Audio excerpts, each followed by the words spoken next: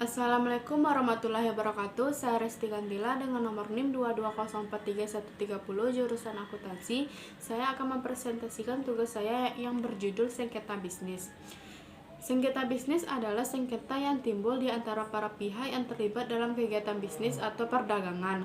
Dalam praktiknya, sengketa bisnis dapat diperinci berupa sengketa-sengketa sebagai berikut. Yang pertama ada sengketa perniagaan, yang kedua perbankan, yang ketiga ada keuangan, yang keempat ada investasi, yang kelima ada perindustrian, yang keenam ada haki, yang ketujuh ada konsumen, yang kedelapan ada kontrak, yang kesembilan ada ketenaga kerjaan, yang kesepuluh ada perdagangan publik, yang kesebelas ada properti, dan sengketa lainnya berkaitan dengan bisnis.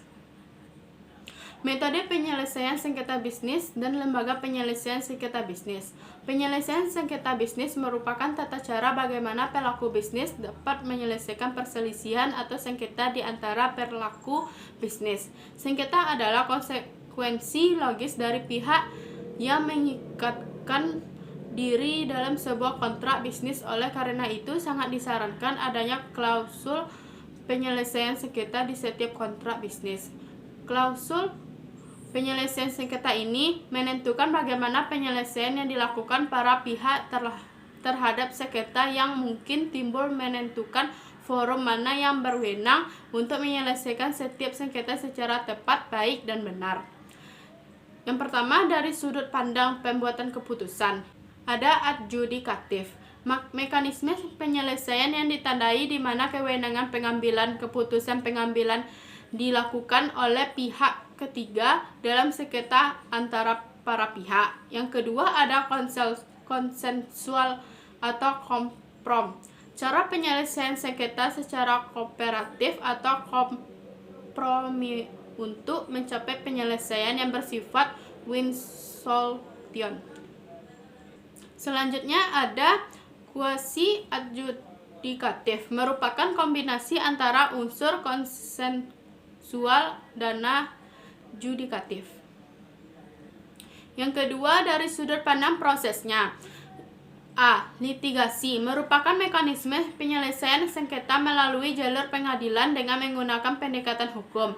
Lembaga penyelesaiannya ada dua, yaitu yang pertama ada pengadilan umum, yang kedua ada pengadilan niaga. B. Non-litigasi, merupakan mekanisme penyelesaian sengketa di luar pengadilan dan tidak menggunakan pendekatan hukum formal. Penyelesaian melalui proses litigasi. Pengadilan umum, pengadilan negeri berwenang memeriksa sengketa bisnis mempunyai karakteristik. Yang pertama ada prosesnya sangat formal, yang kedua keputusan dibuat oleh pihak ketiga yang ditunjukkan oleh negara, yang ketiga ada para pihak tidak terlibat dalam pembuatan keputusan, yang keempat sifat keputusan memaksa dan mengikat, yang kelima ada orientasi kepada faktor hukum, yang keenam ada persidangan bersifat terbuka. Yang kedua ada pengadilan niaga. Pengadilan niaga adalah pengadilan khusus yang berada di lingkungan pengadilan umum dan yang mempunyai kompetensi untuk memeriksa dan memutuskan permohonan pernyataan peilit dan penundaan kewajiban pembayaran utang atau PKPU dan sengketa haki. Pengadilan niaga mempunyai karakteristik sebagai berikut. Yang pertama ada prosesnya sangat formal, yang kedua keputusan dibuat oleh pihak ketiga yang ditunjukkan oleh hakim,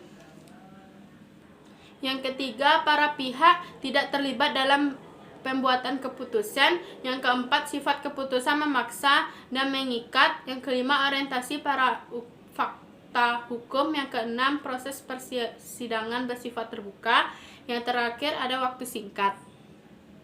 Penyelesaian non-litigasi. Selain itu, banyak cara menyelesaikan suatu keterkaitan diantaranya yaitu dengan arbitras, negosiasi, mediasi, dan konsiliasi. Ketiga cara penyelesaian ini bisa digunakan agar pertikaian dapat segera teratasi.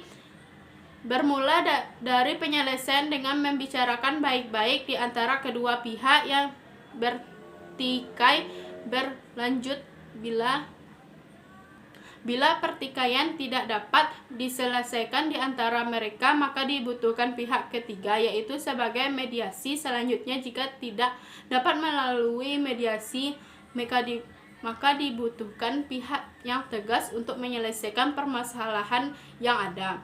Jika tidak dapat diselesaikan juga, maka membutuhkan badan hukum seperti pengadilan untuk menyelesaikan masalah tersebut. Cara ini bisa disebut dengan ligitasi. Secara keseluruhan, cara-cara tersebut dapat digunakan sehingga pertikaian dapat terselesaikan. Macam-macam penyelesaian. Yang pertama ada arbitras. Proses penyelesaian atau pemutusan sengketa oleh seorang hakim atau para hakim yang berdasarkan persetujuan bahwa mereka akan tunduk kepada atau menaati keputusan yang diberikan oleh para hakim yang mereka pilih atau tunjuk. Keunggulan dan kelemahan dari arbitras. Keunggulan, kerahasiaan sengketa para pihak terjamin. Yang kedua ada keterlambatan yang diakibatkan karena hal prosedur dan administratif dapat dihindari. Yang ketiga, para pihak dapat menentukan pihak hukum untuk menyelesaikan masalahnya. Yang terakhir, para pihak dapat memilih tempat penyelenggaraan arbitras. Kelemahan, masih sulitnya upaya eksekusi dari suatu putusan arbitras. Padahal, pengaturan untuk eksekusi putusan arbitras nasional maupun internasional sudah cukup jelas. Yang kedua ada negosiasi. Negosiasi adalah proses untuk mencapai kesepakatan yang menyangkut kepentingan timbal balik dari pihak-pihak tertentu dengan sikap sudut pandang dan kepentingan yang berbeda antara satu dengan yang lain. Yang ketiga ada mediasi.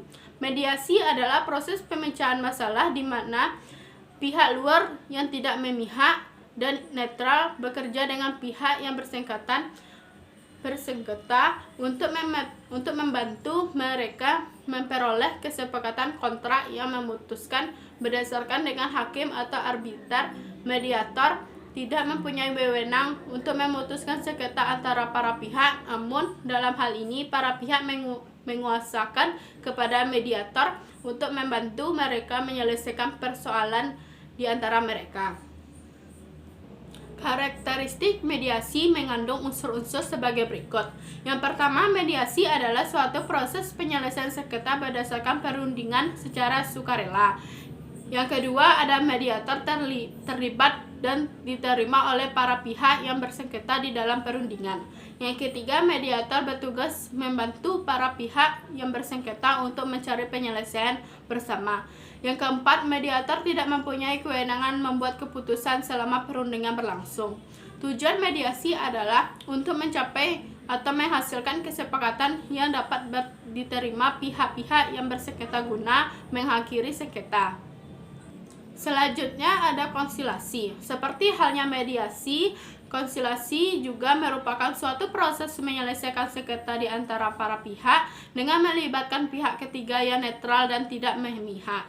Biasanya konsilasi mengacu pada suatu proses yang mana pihak ketiga bertindak sebagai pihak yang mengirimkan suatu penawaran penyelesaian antara para pihak, tetapi perannya lebih sedikit dalam proses konsilasi dibandingkan seorang mediator. Seperti juga mediator, tugas dari konsilator hanyalah sebagai pihak fasilitator untuk melakukan komunikasi di antara pihak sehingga dapat ketemukan solusi oleh para pihak sendiri.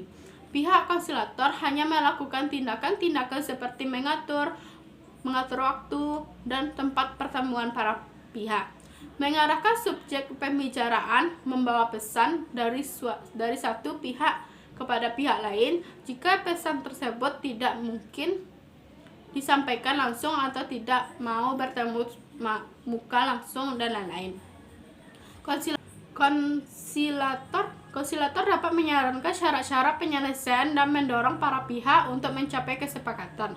Berbeda dengan negosiasi dan mediasi, dalam proses konsilasi, konsilator mempunyai peran luas. Ia dapat memberikan saran berkaitan dengan materi sengketa maupun terdapat hasil perundingan. Dalam menjalankan peran ini, konsilator dituntut untuk berperan aktif. Demikianlah presentasi saya kali ini. Kalau ada kata-kata yang salah, mohon dimaafkan. Wabillahi taufiq wal hidayah. Assalamualaikum warahmatullahi wabarakatuh.